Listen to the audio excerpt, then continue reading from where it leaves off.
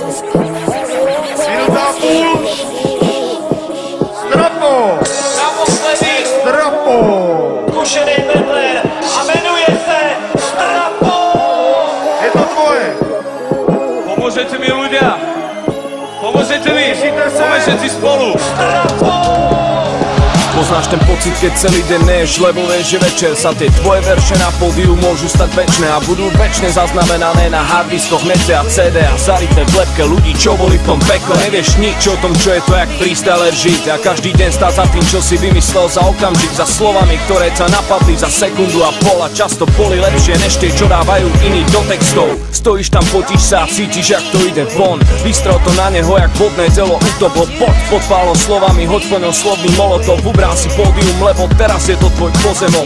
Musíš tam stáť, jak stráž, nepustiť nikoho. A ak sa ti to celé pekne podarí, tak budeš boss. Ak ti nevadí to robiť 50-krát po sebe, tak vítaj medzi nami v povolaní freestyle. Takže ti gratulujem, stal si sa rybou v mori, ale ak chceš byť námorník, čo je so mnou na jednej lodi, musíš tie ryby loviť a potom ich hodiť naspäť. Nechať im nádej, že im možno raz tá premena klapne a potom pochopíš, že celé je to kolobek sračiek. Čím vyššie vylezeš, tak tým hlbšie nakoniec padne, že ti to jasné už chápeš to tajomstvo. Ak chceš byť najlepší, tak sa na to vyser v tom najlepšom.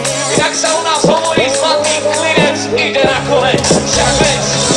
Inak to nemá smysel, pretože dopadneš jak ja. Vylezeš hrozne vysoko, ale neprežiješ pád a celá tvoja kariéra zhorí, urobí paf. Freestyle sa otočí a zákrne ťa bodne do chrbta. Aj keď možno budú ľudia, čo ti stále budú veriť, tak ty po tej zrade freestylu už nikdy neuveríš. Nikdy neuveríš sebe, že to zase dokážeš. Nedá sa vrátiť späť, keď máš v sebe zabodnutý meč. Aj keď chceš, aj keď sa snažíš, nejde